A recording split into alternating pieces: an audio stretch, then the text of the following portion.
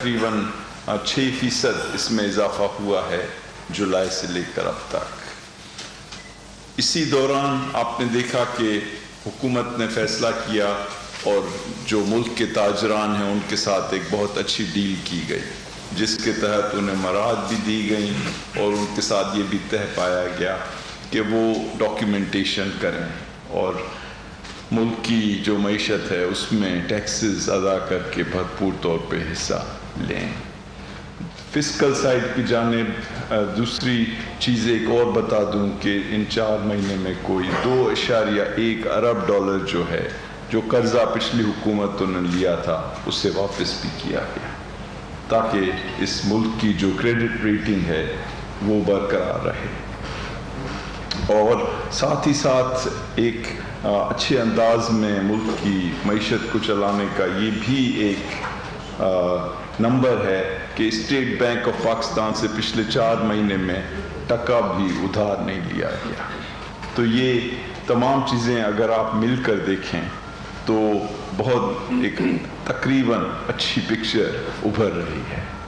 ایک جو بڑا ایونٹ ہوا پچھلے ہفتے وہ یہ کہ IMF جس کے ساتھ ہمارا ایک بہت بڑا معاہدہ ہے، وہ یہاں آئے اور انہوں نے پاکستان کی معیشت کے اوپر ایک رپورٹ بنائی کہ پاکستان کی اکانومی کیسے چل رہی ہے۔ یہ رپورٹ وہ اپنے شیئر ہولڈرز کو پیش کریں گے، لیکن اس کے اندر جو اہم نکتے ہیں وہ یہ ہیں کہ انہوں نے کہا کہ پاکستان کی معیشت میں جو بھی ان سے وعدے کیے گئے تھے، جو بھی ٹارگٹس طے کیے گئے تھے، وہ بہت بڑے فاصلے سے پورے کر لیے گئے۔ تو یہ ایک بہت بڑی انڈورسمنٹ ہے IMF کی طرف سے۔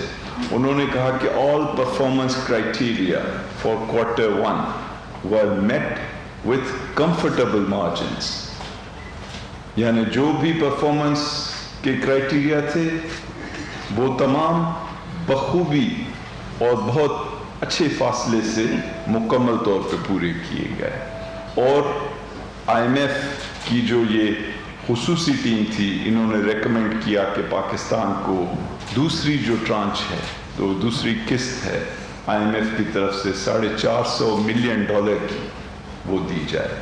تو یہ پاکستان کے لیے دنیا میں ایک اچھا سگنل ہے کہ یہاں پہ نظم و ضبط ہے، یہاں پہ معیشت میں بحالی آ رہی ہے، اور دنیا کی جو بڑی انسٹیٹیوشنز ہیں IMF جیسی اور ورلڈ بینک، آپ نے دیکھا کہ ان کے پریزیڈنٹ نے بھی یہاں پہ دورہ کیا اور انہوں نے بھی پاکستان کی جو اقتصادی اصلاحات ہیں ان کو سراہا، چاہے وہ الیکٹرسٹی سیکٹر میں ہوں، چاہے وہ حکومتی سیکٹر میں ہوں، یا دوسرے ان اداروں میں ہو جیسے سینٹرل بینک ہے، اسٹیٹ بینک، جیسے FBR اور یہ تمام چیزیں۔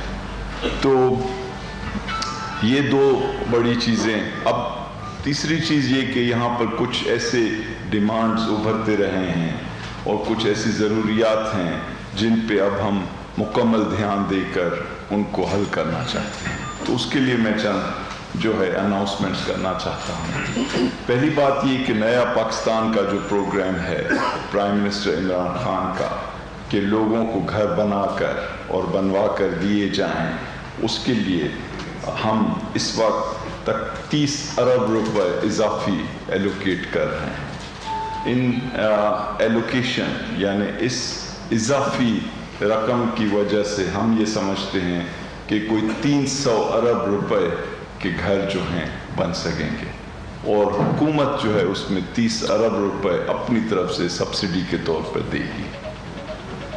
دوسری چیز یہ کہ جو بھی بزنسز ان گھروں کو بنانے میں مددگار ثابت ہوں گے اور اس ایکٹیویٹی میں پارٹیسپیٹ کریں گے، ان کے لیے ٹیکس جو ہے اس میں بھی ایک خصوصی ریٹ رکھا جائے گا۔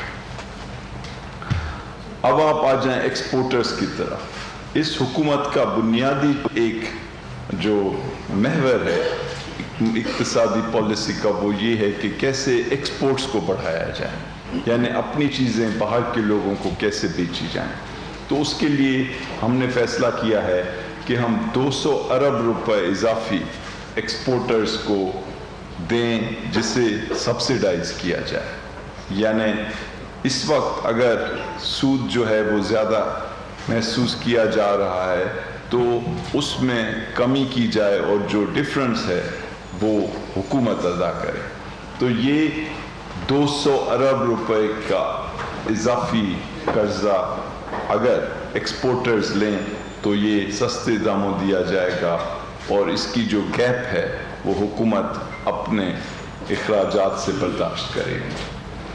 تیسری چیز یہ کہ جو اسٹیٹ بینک ہے لون دیتا ہے, جو قرض دیتا ہے, اس میں بھی 100 ارب روپے کا اضافہ کیا جا رہا ہے کہ وہ اسٹیٹ بینک اپنی ایکٹیویٹیز کے تھرو اس میں مزید لون میں اضافہ کرے تاکہ جو ایکسپورٹرز ہیں ان کے ہاتھ میں 2+1 300 ارب اضافی روپے آئیں کہ وہ ایکسپورٹس کو بڑھا سکیں, اپنی فیکٹریز کے اندر جو پروڈکشن ہے اس کو بڑھا سکیں اور جو جابز ہیں اس میں اضافہ کر سکیں.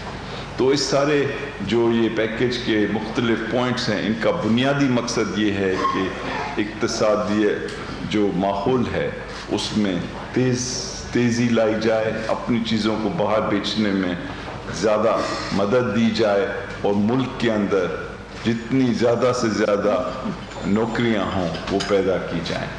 اس کے علاوہ ایک شکایت رہی کہ 30 ارب روپے گورنمنٹ نے ریفنڈز کے لیے دیے اور اس کے لیے پرومیسری نوٹس دیے گئے یا بانڈ دیے گئے, اور کئی بزنس مین کو یہ شکایت تھی کہ ہمیں ان بانڈز کی بجائے ہمیں کیش دیا جائے. تو ہم نے یہ فیصلہ کیا ہے اور میں یہ اناؤنس کر رہا ہوں کہ ہم ان بانڈز کو کینسل کر کے ان کی بجائے انہیں فوری طور پہ کیش دیں گے. تو یہ 30 بلین جو ہے ان کو کیش کے طور پہ دیا جائے گا تاکہ ان کے پاس لیکوڈیٹی فوری طور پہ آئے اور ان کا کام جو ہے وہ اور آسانی سے بڑھے. جو آخری پوائنٹ میں کہنا چاہتا ہوں وہ یہ ہے کہ پاور سیکٹر کے اندر آپ کو پتہ ہے کہ IMF کے ساتھ جو ہماری بات چیت رہی ہے اس میں حکومت جو گارنٹی دے سکتی ہے لونز لینے کے لیے وہ 1.6 ٹریلین تک محدود تھی. تو اب IMF کے ساتھ بات چیت ہوئی اور اس میں 250 بلین کا اضافہ کیا گیا, یعنی 250 ارب اضافی حکومت اپنی جانب سے قرض لے کر یہ پیسے جو ہیں یہ الیکٹرسٹی پروڈیوسرز کو دے گی تاکہ جو سرکولر ڈیٹ ہے اس کو ریٹائر کیا جا سکے, اور لوگوں کے ہاتھ میں پاکستان کے بزنس کی جو کمپنیز ہیں ان کے ہاتھ میں 250 ارب روپے اضافی دیے جائیں تاکہ ان کی لیکوڈیٹی بحال ہو اور ملک کی معیشت میں اور تیز رفتاری آئے. تو ان تمام چیزوں کو اگر آپ دیکھیں کہ ایک جانب پہلے 4 مہینے جو ہیں پاکستان کی معیشت کے بہت ایک پاکستان کی کو استحکام کی جانب لے جا رہے ہیں, دوسری جانب IMF اور دنیا کے بڑے ادارے پاکستان کے اندر جو اصلاحات اور جو اقتصادی بہتری آ رہی ہے اس کا کھلے عام جو ہے ذکر کر رہے ہیں اور اس سے مان رہے ہیں, اور تیسری جانب حکومت بے حد کوشش کر رہی ہے کہ ملک کے اندر جو معیشت کا پہیہ ہے اسے تیزی سے چلایا جائے اور خصوصی طور پہ باہر جو ہماری اپنی پروڈکٹس ہیں اپنی چیزیں جو ہیں انہیں باہر بیچا جائے, کیونکہ آخرکار خوشحالی صرف اس وقت ہو سکتی ہے جب ہم ڈالرز کمائیں. تو اگر ہم اپنی چیزیں باہر بیچ سکیں گے اور یہ ڈالرز یہاں آئیں گے تو اسی کی بنیاد پہ یہاں پر پاکستانیوں کی جو کوالٹی آف لائف ہے یعنی زندگی کا جو معیار ہے اس میں بہتری آئے گی, اور انشاءاللہ اس منزل پہ ہم چلتے رہیں گے. ہماری کوشش یہ ہے کہ اب چونکہ معیشت ایک مستحکم سطح پہ پہنچتی جا رہی ہے کہ اب ہم جلد سے جلد اس کے اندر جو گروتھ ہے یعنی جو اس کے معیشت کی جو بڑھنے کی رفتار ہے اس میں اضافہ ہو. اور میں آپ کو ایک بات بہت کانفیڈنس سے کہہ سکتا ہوں کہ ہم نے جو بھی معیشت میں اس سال گروتھ ریٹ کا ٹارگیٹ رکھا ہے ہم اس کو بخوبی اور بہت اچھے انداز میں اس کو سرپاس کر لیں گے, یعنی اس سے ہم بہت زیادہ گروتھ حاصل کر لیں گے. بہت بہت شکریہ. میرے اگر کسی کولیگ نے کچھ کہنا ہے تو میں ان کو دعوت دوں گا, ورنہ آپ لوگ سوال کریں. سوالوں کا وقت کم ہے اس لیے جس حد تک ممکن ہو باری باری جس کے پاس مائک آتا ہے پلیز. ایک ادھر سے کوشچن لیں. 5 کروڑ روپے کی سبسڈی ہے, یہ بتا دیں تو یہ کرنٹ فائنینشیل ایئر کے لیے ہوگی اور اس کا بجٹ ڈیفیسٹ پہ کتنا افیکٹ پڑے گا اس میں کاؤنٹ کریں گے یا کوئی ایڈیشنل ریونیو.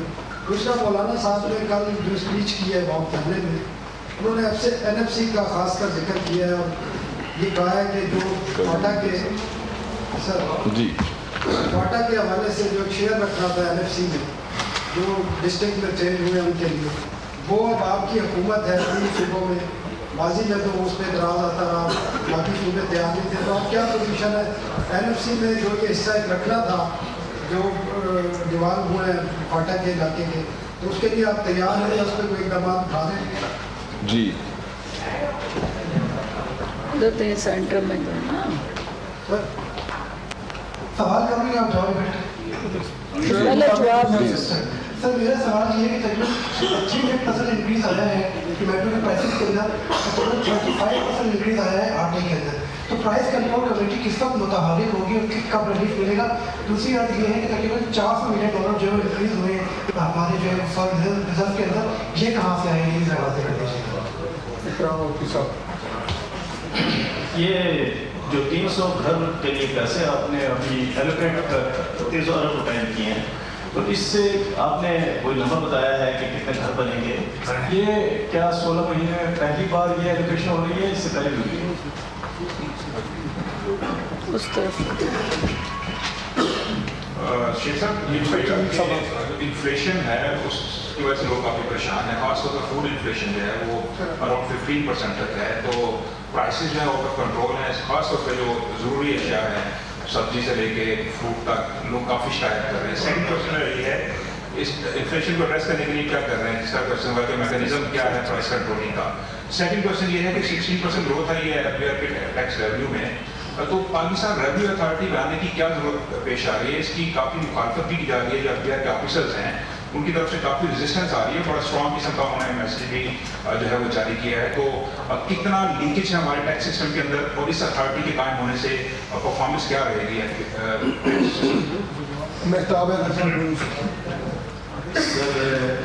میرا سوال یہ سر, یہ جو آپ سبسڈی آپ دے رہے ہیں اس کے بجائے اگر ڈسکاؤنٹ ریٹ میں کمی کر دی جاتی ہے, یہ کون سی اسٹیٹ بینک کی مانیٹری پالیسی ہے کہ اسٹیٹ بینک کی مانیٹری پالیسی جو ہے وہ آن دا ہائی سائڈ ہے اور جو PIBs اور T-bills میں جو آفر آ رہی ہے وہ کم ہے؟ تو بجائے اس کے کہ فسکل اور مانیٹری کوآرڈینیشن کو بہتر کیا جائے, آپ جو سبسڈی کے ذریعے جو ہے اس کو ٹیکل کرنے کی کوشش کریں. اور دوسرا سوال یہ ہے, یہ جو گھر ہے یہ سر اس پہ انٹرسٹ ریٹ کتنا ہوگا اور اس سے کتنے گھر جو ہے ان کی تعداد کتنی ہوگی کہ وہ بن سکیں؟ کیا آپ سمجھتے ہیں کہ اس ٹائم جب ڈسکاؤنٹ ریٹ اوپر کی طرف جا رہا ہے تو یہ کہاں تک آپ سبسڈی دیتے رہے؟ لاسٹ کوشچن یہ جواب لے لیں, اس کے بعد سوال کر شیخ صاحب سوال جی جی پلیز. IMF کے ساتھ جو کنڈیشنز تھیں ان میں 2 زیادہ امپورٹنٹ کنڈیشنز تھیں. ایک تھا کہ IMF نے FATF کو لیٹ کر دیا تھا اپنے پروگرام سے. دوسرا تھا کہ انہوں نے سوورن وارنٹیز پہ کیپ کیا ہوا تھا کہ 1.6 ٹریلین سے زیادہ سوورن وارنٹی نہیں دے سکتی. ابھی ہم نے 250 ارب روپے کی بات کر رہی. پاکستان سکوک اور یورو بانڈ کا لانچ کرنے کے لیے سوچ رہی ہے, اس کے لیے IMF سے کوئی ویور مانگا گیا تو ان کا کیا جواب تھا؟ FATF کے بارے میں آپ نے اس کو اٹھایا یا نہیں اٹھایا؟ پہلے جواب دیں بس. ٹھیک ہے جی, جواب پہلے لے لیں کیونکہ پھر آپ کا وہ جو رہ جائیں گے کویسچن بعد میں ہم کرتے رہیں گے. دیکھیں ان میں سے کچھ جواب جو ہیں میں دوں گا اور کچھ حماد اظہر صاحب یا شبر صاحب یا ہمارے دوسرے کالیگز دیں گے. تو پہلی چیز یہ ہے کہ جہاں تک NFC کا تعلق ہے اور فاٹا کا تعلق ہے تو NFC اس وقت مل رہی ہے اور یہ سلسلہ جو ہے اس میں فیڈریشن